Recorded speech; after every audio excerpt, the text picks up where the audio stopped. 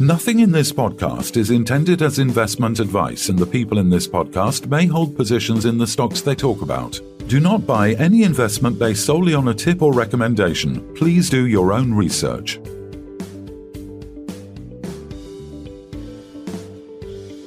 Hello and welcome to the Midweek Takeaway. Today we're joined by Colin Bird, Executive Chairman of Bezant Resources. Welcome back, Colin. Thank you. Nice to be back. Yeah, absolutely. So we've just seen the news that the Bezant has announced the granting of mining license 246 for its Hope and Gorob copper gold project in Namibia. The company is preparing to formally accept the license under the terms set by the Ministry of Mines and Energy. You express gratitude to the ministry for their efforts and look forward to progressing the development and commissioning of the mine. Excellent news. So the mining license has finally arrived, so congratulations. But just talk us through what this license will allow you to do as the next steps at Hope and Gorob, please, Colin.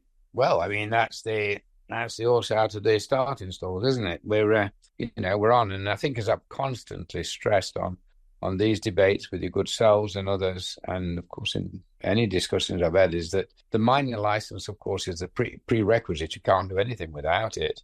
But we spent the last 18 months doing everything as though the mining license is in place. So it's not as though, now the team can start looking for contractors, looking for processing, looking for methods of going from open cast to underground, further ore definition, transport contractors, concentrate, quite frankly, every aspect of this operation has been ongoing for the last 18 months. And so in actual fact, we're not at ground zero. We're in actual fact, the horses have now been let out, the starting gates have opened.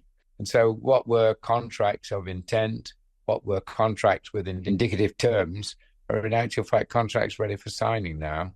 What the granting of the license means that we're all extremely happy. What the granting of the license means, we've got a tenure for 25 years, and we're enabled. We're enabled. And as I say in my... As I say in our RNS, in my comments, that I thank you, government, for the support.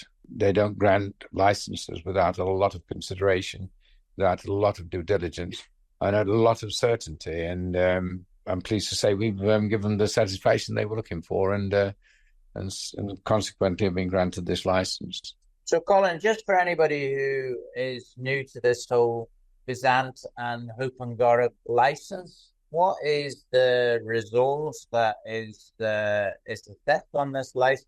Yeah, well, as you know, Kevin, that we've said in the past that this is a 17-kilometer project, notwithstanding the fact that we've recently been granted a license and another license, which are contiguous or almost contiguous in one case with our license. And so the 17 kilometers can be extended. In the 70s, two South African major mining companies worked there with a view to finding, in their terms, a new copper belt being a Zambian copper belt. It's always been referred to as the copper belt.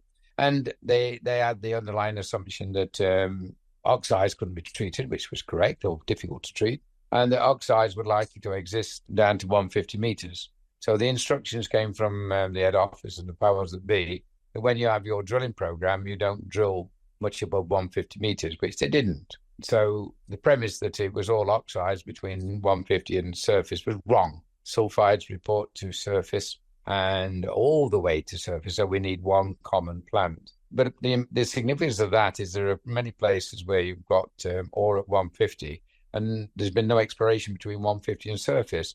So that's the golden opportunity for us to, in actual fact, do open pits for, I won't say 17 kilometers, that would be too ambitious to say that because we don't know how much of the 17 kilometers is live. But certainly we have got the open pit potential over quite big distances, and that we will investigate, and that we have already investigated in order to submit the mining application in the first place. And that amounts to some 15 million tons. And the copper is about 1.2. The gold is between 0.2, 0.4. So on the basis of that, you're looking at a combined copper equivalent of with the 0.2 to 0.4 grams of gold, together with the copper, you're looking at probably around about 1.5 copper equivalent. So that really is where the project is designed on, the initial 15 million tons. The 17-kilometer strike is futuristic and has to be drilled. We don't know what that's going to result in the final assessment. But 17 kilometers is a really big potential strike. And as I say, we've got additions which are contiguous going towards north. The Madison's Copper Belt goes all the way from where we are, near Walvis Bay, all the way up to Vinduk. So it's a massive copper gold mineralized body. So there's a lot of potential there, Kevin, Phil. Very good. So 15 million tons of ore at 1.5% is 225,000 tons of contained copper. That's not a small project, is it? Yeah. So the mineral resource estimate for the Addison suggests approximately 190,000 tons. Okay, so 190,000 tons of contained copper is pretty damn significant, isn't it? I think people need to understand this is not really a very small project. No, and then there are places, of course, where the gold wasn't taken into consideration, so that comes as a bonus. And then one should also remember, gents, that copper and gold in the same mix going to a concentrator was bad news a few years ago. It's great news now. The payability of copper is well established. You give a gram away, and you pay 0.94% of the existing gold. So you actually get paid and paid quite well for your gold. So, I mean, you've obviously got some big plans. There's other things, obviously, that could be discussed, and we'll discuss them at a later date there in Namibia. Obviously, we visited this place in February. We were down there with Martin Churchhouse, so we saw the ground, we saw the facilities that are there, because there's quite a science facility there, isn't there, on this land? Yes, indeed. It's not very far away. In fact, they were very kind. They were kind enough to let us use some of their quarters and some office space to conduct our work. They're very good people, and they're very cooperative and very supportive. Gobabeb Research Facility, isn't it? Yeah, well known. And the deserts are protected, and so to that end, we've stated that we'll be dry screening and keeping the desert dry, and of course, water's not readily available in the desert, and we'll be pre-sorting and treating elsewhere. So look after the desert, and we undertake to government and have undertaken to government to be very responsible environmental and corporate citizens. So that's all taken into consideration. That research station is doing some very meaningful work for the desert, and maintaining the ecology and maintaining the environmental status of the desert. And we're very, very conscious of all that and working with it. They let us use their Wi-Fi, so we were very happy. That's nice of them, yeah. No, we found them generally very, very helpful people. Yeah, and what sort of employment? I mean, there's not huge numbers of industrial employment around this area. I haven't stayed there, so what do you hope that will mean? If we look at the general Swakopmund and Walvis Bay area, we'll be creating at least 200 jobs when we're in full production. Very good. So that's all going to help, obviously. That all helps in a country of relatively high unemployment, and obviously we're happy to do it. And their stakeholders, once they're employed by us and working with us. So we look forward to creating the circumstances where their life changes. I mean, a mine is a life change, they in a district, because for every job you create on the mine, the numbers say that you create 7 peripheral jobs. 7 for 1 is quite a ratio. I'm not saying it necessarily applies down there, because Walvis Bay and Swakopmund are pretty sophisticated tourist place, etc. And there's other industries. There's no doubt about it. Contracting industries will arise.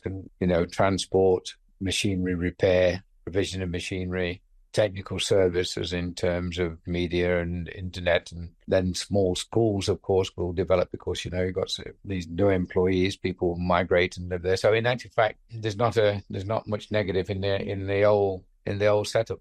What we intend to do down there is it's all positive. It's good for jobs, it's good for the economy, good for Namibia, and of course it's good for our shareholders. And the copper industry in general, which we've agreed on a number of occasions over the last few months, is in desperate need of more supply. Yeah, and when we were there, we saw a rail line as well, and I presume that rail line goes to the sea, if you like, to the docks, so that you can then transport the stuff out. That's a massive plus, and it's a pristine railroad too. It's It's in a very, very good state of repair. I was going to say, yeah, that's the word we use in the industry. It's in a very good state. It's in a very good condition. Yeah, and that goes all the way to Windhoek as well. It goes all the way up there, yes, to Windhoek, and all the way down to the ocean. Very good. Well, I'm sure we're going to hear much more about this whole story and things that to be put in place, and we look forward to hearing them. Yes, and it'll be, obviously, we intend to keep the market fully abreast. You make an announcement like this, and I guess there's as many questions as the license brings its own questions, and it's probably inappropriate at this during this debate to go in to try and answer all those questions. But I can reassure you, Kevin, that the thought process didn't start with the issue of the license. It's been going on 18 months, and as such, we're up and ready. And as I say, that the granting of the license lets us out the starting gates. On that note, we'll say Colin Bird, Executive Chairman of Bezant Resources, thanks very much for appearing on the podcast. My pleasure. Thanks very much for inviting me. I do appreciate it. This podcast was brought to you by Roast PR Limited. If you would like to appear on a future episode of The Sunday Roast, please email admin@thesundayroast.net.